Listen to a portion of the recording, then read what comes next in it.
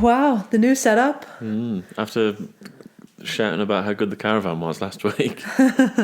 Well, the caravan was good considering we had one mic and we were sharing it, but this is much better.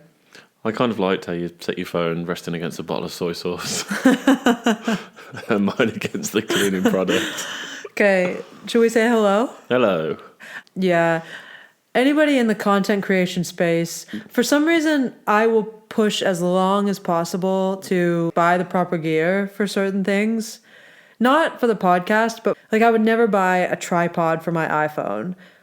We've got 2 tripods for our iPhones. No. Now I finally purchased them. But up until now, and I've been posting on social media for a long time, I rest my phone like on the edge of a boat while we're going top speeds through the water and like hope for the best. I will really play fast and loose with my phone. That's a true story. Is there anything else you want to chat about? Don't think so. I just got some like wild news that I'm still reeling from. And I can't talk about it. Worst content ever. In very ambiguous terms. Oh, why bother? Either say what you're going to say or don't. Well, I can't. Well, don't then. Well, I'll try. Okay. I basically was expecting to be told something that was bad news, and I was actually amped up for it. I was seeing it as an opportunity. And then I got told the bad news isn't happening. And so I'm actually disappointed in that. That's so hard to decipher. Whatever. I tried my best. Okay. So I'm reeling from that. What about you? Well, I'm sick again. Low level sick. I'm not 100%. We went to a wedding this weekend. Yeah, that was fun. It was super fun. And for anybody who listened to the sober episode, you'll know that we've been sober for just about 2 years. Yeah, not far off. And we went to weddings were the hardest part. Were one of the like hard moments of being sober is not being able to drink. And it's insane to be 2 years in, and we had so much fun at this wedding. I feel like a neural pathway has opened between just normal sober Carly and the most fun parts of me that was gone because alcohol, and that I had to drink in order to access that. And now I can just be like my goofy, fun self, and I can just access it whenever I want to. You were on the dance floor on your own, well, with Violet at one point. So were you. Yeah, I know. We both were. It was fun. Did you have a lot of fun? Yeah. Any insights on sobriety from you? Just that it felt normal. It didn't feel like I wasn't drinking. Yeah. It just felt like a fun day. Yeah. Which is crazy, I think. Yeah, I guess so. I guess it's just been normalized for us now. Yeah, but when you think about like the first wedding we went to when we were sober, it was every kind of second I was thinking about how I wasn't drinking. Yeah. I think the peer pressure and the pressure we put on ourselves was strong then. It's just completely disappeared. What peer pressure? Because it was my friend's wedding. I didn't care about peer pressure. I just wanted to have fun. But it's hard. I found it hard to have fun without alcohol then.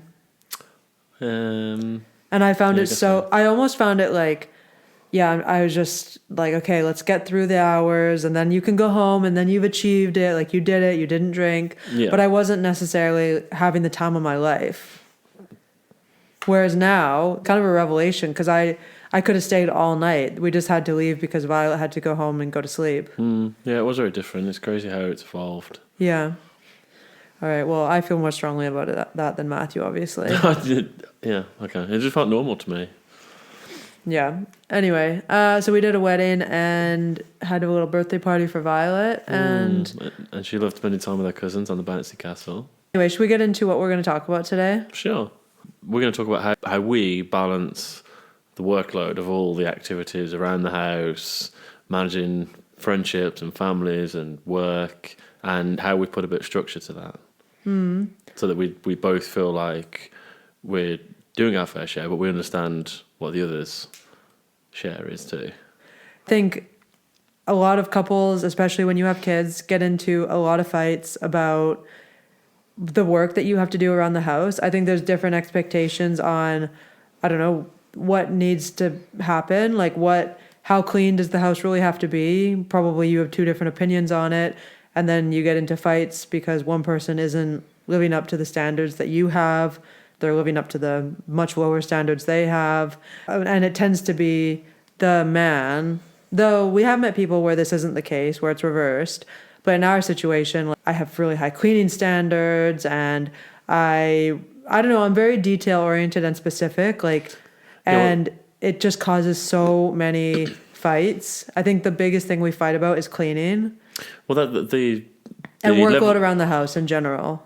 And what? Workload around the house in general. Well, yeah, the kind of level of care and attention you give to a task is one element of it. The other is, I think it's pretty typical for everyone to feel like they're doing more than their fair share. But when you actually, it's not about tallying things up, but when you do, it's quite enlightening to see how much the other person does. Yeah, for sure. It started when I was pregnant, when we really started fighting about this. And it peaked, obviously, after Violet came, just because there's so much extra work to do and all the other things don't get done. And that's when, things fall by the wayside, but maybe we didn't agree what falls to the wayside, and we're definitely not on the same page. So we fought a lot about this. So we've been working on making this better so that we don't have all this conflict between us. And we came to a book called FairPlay. And basically, she had the same story we did. I think her husband was definitely a little more in his gender role than you are, that's for sure. Yeah, the first bit of that book was actually really annoying to be compared to, because I kind of prided myself as being this modern man who does more around the home than my dad did. So I almost feel like I'm doing more than my fair share. Yeah, but your dad hasn't ever changed a diaper. Yeah, exactly. Did absolutely, and that's kind of what this guy in the book, the example, is. Where should we start then? Well, we could start with some of the misunderstandings that we had and where we thought there was an imbalance in our workload. Okay, go. Oh, you go first. You start. Well, okay, I can start. I can say, the things that annoyed me the most was mainly around cleaning.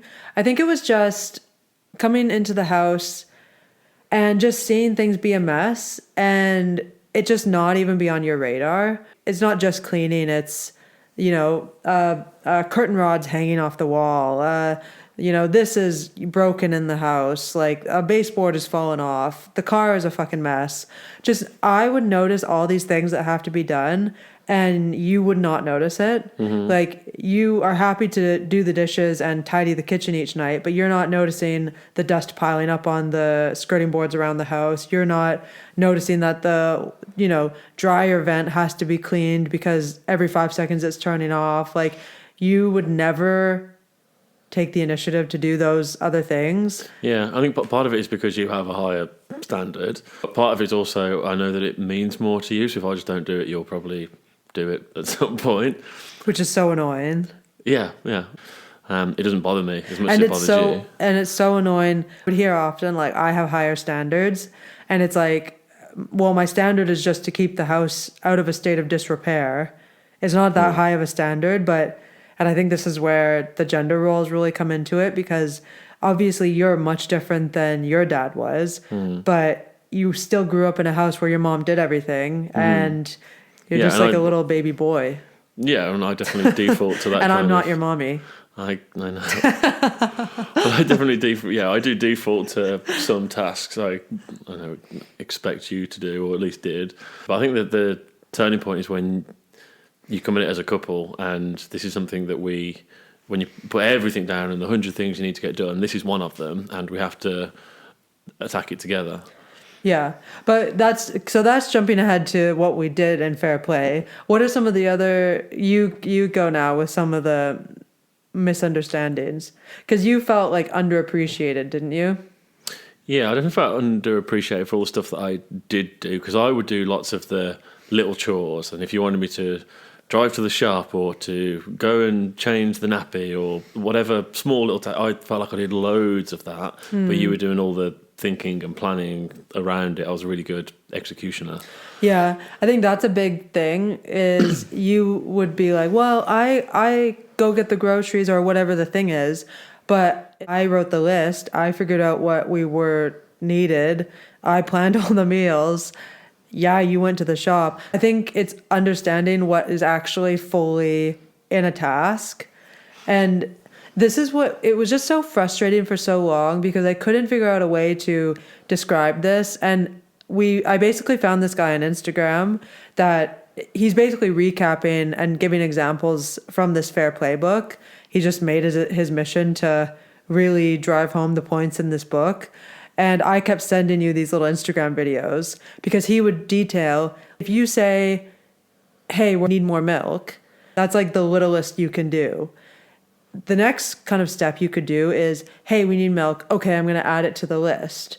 And then it's like, hey, we need milk. I'm going to add it to the list. And I'm going to remind myself to get it tomorrow. And I'm going to get it. And it's like you can fully think about it, take on the mental load of it, not involve your wife about it other than to tell her, don't worry, I noticed we don't have this and I've got it. Which I think a lot of men are like, oh, hey, we're out of milk. Yeah, exactly, yeah.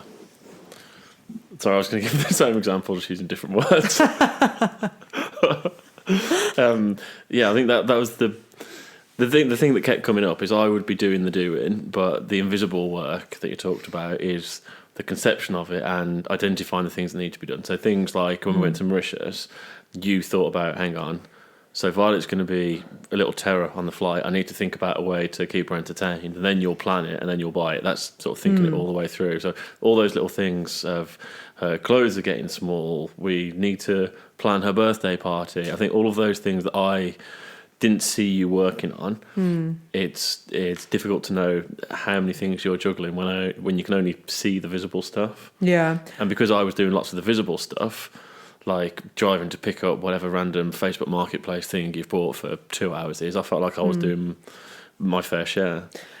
Yeah.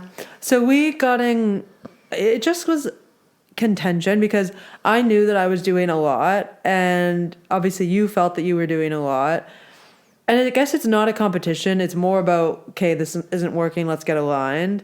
So I kept sending you these videos from this guy. And so you basically bought the book that he was recapping. The book explains it much better. When you just see like individual examples, you don't get those three elements to it. It's the conception of it, the planning it through, and the execution. You have to do all of it, or somebody has to do all of it. And the book says one person does it all. But we won't recap the whole book. You should definitely go buy it, and it's an essential read for any couple who's dealing with this. It breaks down like, are you this person or this? Like it breaks down the kinds of mom or whatever wife that you might be acting like. And mine is I think the one that I was most closely with is the I can do it all superwoman mom, where it's like, I have a full-time job. I can do it all. Like I'm just constantly trying to do it all basically.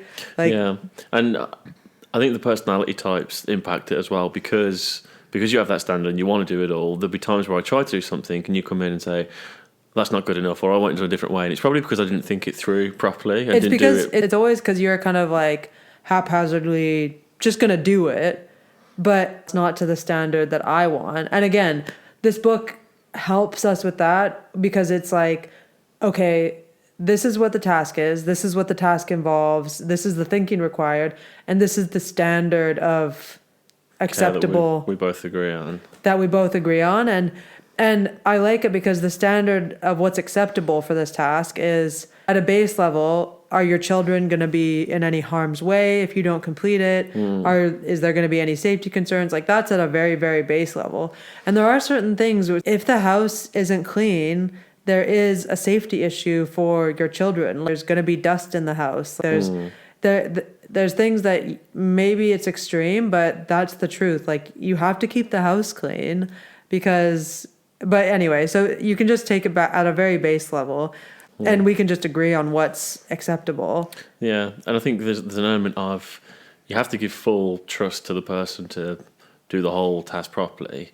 Because sometimes I'd feel like, well, you're just going to mark my homework and do it your way anyway. But we never discussed what's acceptable. Yeah. It was more, they do that, but then there was no agreement of like what's acceptable basically. What's included in the whole. And so that's where we were still getting caught out is it would be like, okay, well, you take this and you do it. But then we didn't actually fully discuss it and agree. And so then it wouldn't be what my expectations were let down. And you're like, well, you're just, going to control it and blah, blah, blah. And so you would get frustrated as well. Yeah, yeah.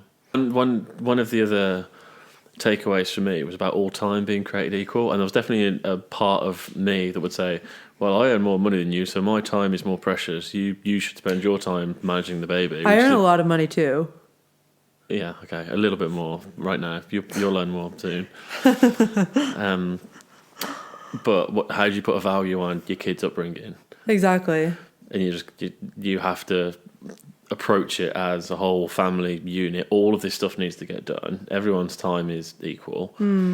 I do think obviously people are going to come from different places with this. So in the beginning of the book, they talk about, the different personalities. So like I said, I'm the superwoman. I want to do it all. You were a mix. Do you remember what the mix was? I can't remember what they were called, but it was something It was Pass Me the Butter, one of them or something.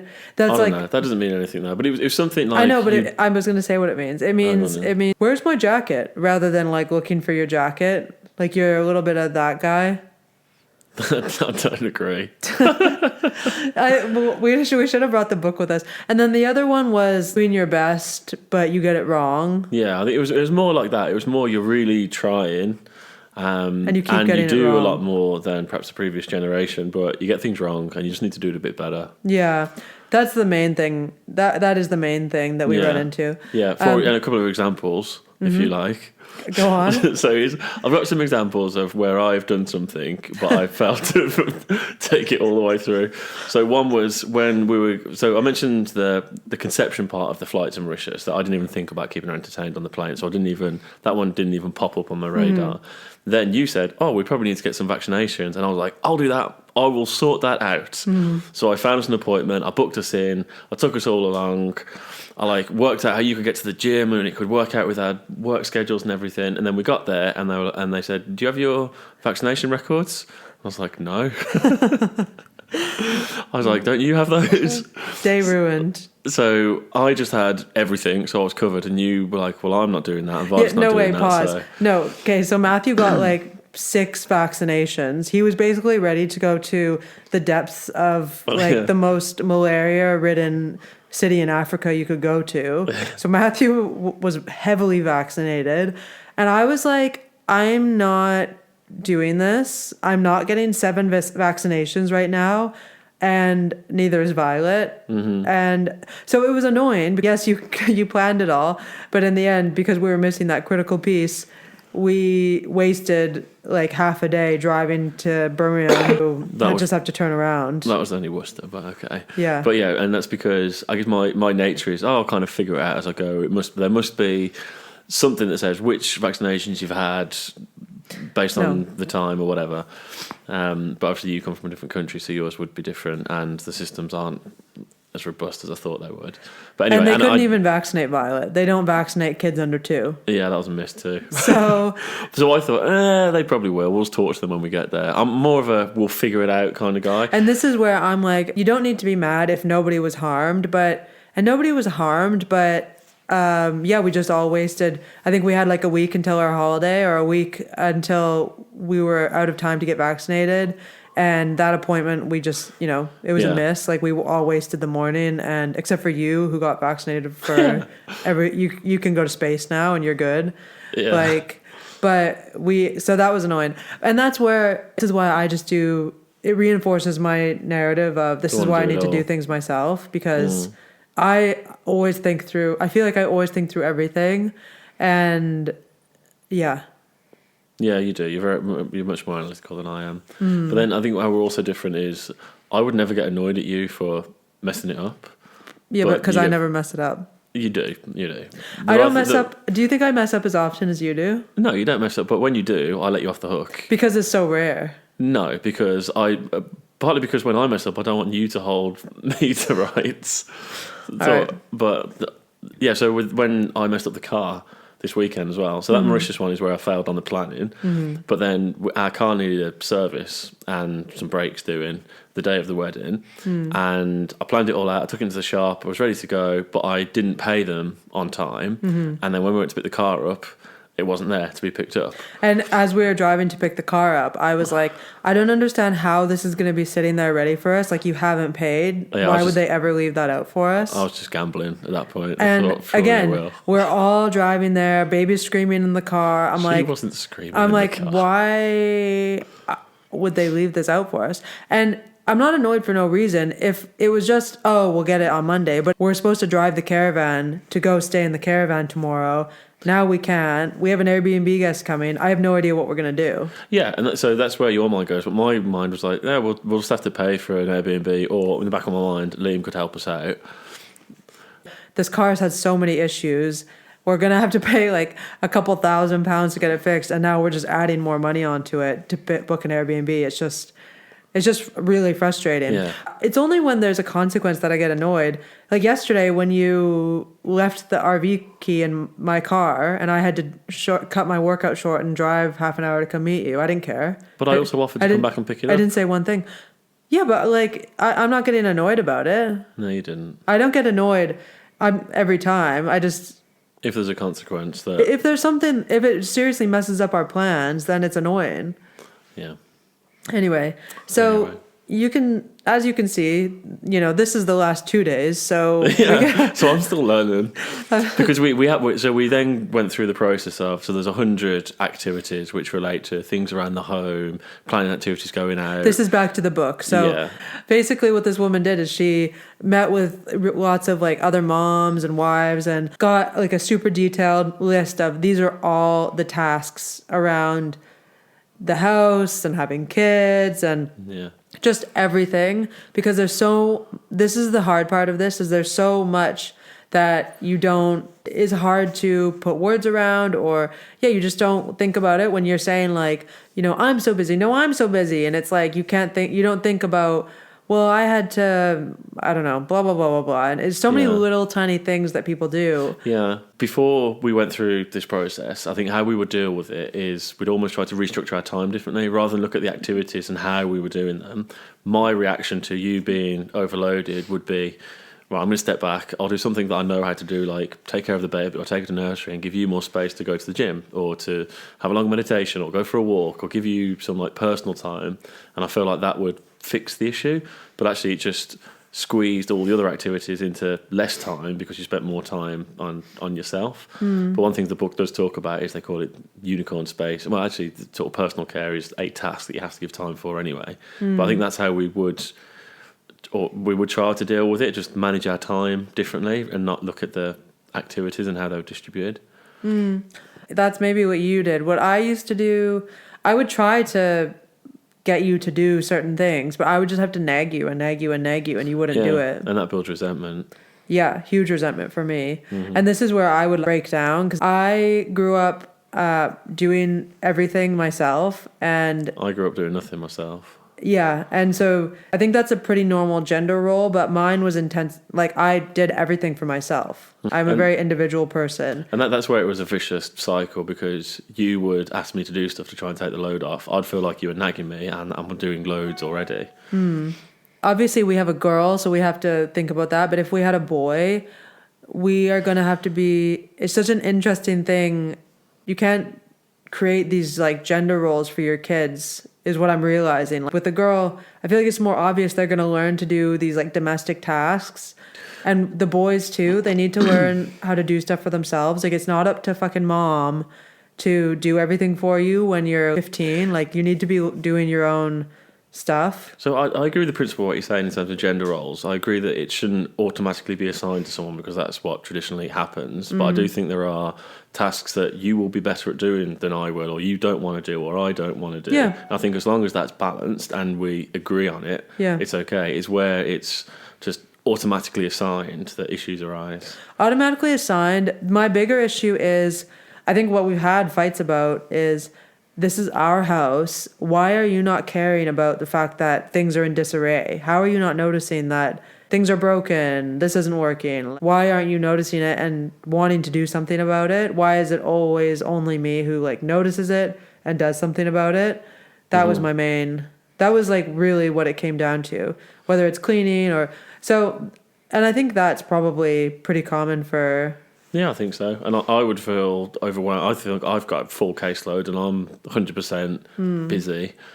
But it's, yeah, I guess you just have to find the time and take ownership. And when you agree on who's going to do what, because when we went through this process, which I feel more accountability and more motivated to do some stuff because there's clarity there. Yeah. And I think the other thing, and then we'll just get more into the book, but the other thing is, in the book, she talks about how her career just got put on the back burner. Like you said at the beginning, like you valued your job and your time more than mine. But I have a really good job and I make really good money. But I just ended up taking on the workload of Violet's sick. I've got to manage it. All these things that have to get done. I just have to manage it. For some reason, it just all fell to me because your clients are precious and your work is precious. You could never possibly not go into that, client meeting, blah, blah, blah. But I always have to make those decisions. Yeah, you have to sacrifice. And that's super unfair. And that just happened. Yeah, but we've got a lot better at that, haven't we? We talked about that one specifically. Yeah. I think that's something you have to do when you go from working to having a kid. Yeah. Even when you're a man, especially when you're a man, you have to start to prioritise family and baby first. And everyone else gets it as well. Everyone at work understands, and if somebody came to me with, I can't join today, my kid's sick, you're like, okay. Yeah. I get it. So should we dive into more of the book? Well, we've talked about a lot of the book. So you were talking about how she came up with this list of 100 tasks from talking to lots of women mainly. And it was... And men, too. Was there some men in there? Yeah. And it was tasks around the home, managing going out, so like preparing to go on holiday, going to school, going to nursery, like there was an out suit of cards, as she calls them. Then there was like managing relationships, family and friends, and activities you're doing on the weekends. Then there was the magic card, which was about self-care and doing things to better yourself, like exercising and going to plays and date nights and things like that. Cultural activities. And then there's like unicorn space, which is you need to be working, be able to do something for yourself. So whatever it is, the thing, if it's you're starting your own business or you want to learn to play the piano, whatever that is. And I think that was a really important one because there's probably something, maybe it's more so for me than you, but there's probably something that you want to be doing that you just have put on hold because family life comes first. Yeah. And for me, it was like playing golf or doing more sports, which is just slowed down or stopped. And for you, what did you want to do? Work on a business and get back into sewing a little bit. Anyway, so how it works is you're supposed to first see who holds each of the cards. So in classic us fashion, we did an Excel spreadsheet and we just wrote down all the tasks in the categories and we put either who owns them or if it's shared. A lot of them are, and she says you should own them. They shouldn't be shared. But a lot of ours were shared because I would probably plan it and you would execute it, or like some part of that we would share. And even sharing like nursery drops, for example, we share that day to day. And then we tallied up all of those, and I thought when we were going through it, and I guess there's some psychology to it, but I was like, I'm definitely going to come out on top here. And who came out on top? You did. And it was something, was it like 60, 40 or 60? It was actually pretty significant, wasn't it? You were over 60%. Yeah. I don't think it was 70%. And then what we realized is we actually need to, this is above and beyond the book, but we decided we were going to number them because like from 1 to 4. So how big is the task is a 4. Like if it, because I own cleaning. Cleaning is every day, especially because we do Airbnb as well. Like it's a huge, huge job versus sorting out our life insurance policy. That's an hour a year. Yeah. We ended up numbering them and then tallying up the total number of the tasks we owned because it just helped us to understand more fully because on a daily basis. And that's also how you split up the tasks is what's actually happening on a daily basis, what's part of the daily grind and what is, the other tasks. Because the daily grind tasks, I can't hold all of them. We need to split them. Otherwise, my day would be just consumed by it. It was quite, when we went through it, it was really easy to say where they were. If one of us predominantly owns it, you just have to take full ownership. So changing nappies, for example, it would annoy me sometimes. So I probably change 90% of nappies. And then when you ask me to do it, I'm like, you're right there, can you just change this one? But now, if I own nappy card, I'd be like, yep, I'll do that because you're going to own something else. Yeah. You're owning cleaning the car or whatever it is. It makes it much more clear cut because, in my head, I'm like, it's the least you could do. Thank you very much. You can change the nappies. And I'm like, I've just changed the last 9. Can you do 1? Yeah. But you'll never breastfeed in your life. So it just adds clarity around some of these things that otherwise could have resentment. Yeah, because there's definitely a mental tallying up. And like in my mind, I'm just thinking about all the stuff I'm doing. Obviously I know you breastfeed, but I don't take into account how long it takes. When we sat down and did that exercise, and you're like, breastfeeding takes 2 hours a day or whatever. And then at the end of it all, I don't remember all 50 cards that you now have, but I know that it's balanced. Yeah. So if I gave you a lot of cards.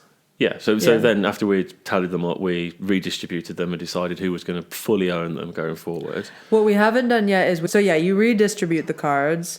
So we did that. What we haven't done is we haven't gone through and said this is the standard of what we've kind of started to go through and say this is our expectations for each thing. So, for example, the compost. Yesterday I was like, okay, it's summer. We have 6,000 fruit flies in the kitchen. The compost needs to go out every single day. We're reestablishing what the expectation is for this card because you take the garbage out. That's your card. Yeah, and you're supposed to review how it's going. So if the garden needs much more work in the summer than it does in the winter, so maybe you need 48 cards because you're doing the garden and I pick up some of the smaller tasks. Yeah. But I think just knowing that you both agree this is fair when it's your turn to do the task, that resentment just disappears. Yeah.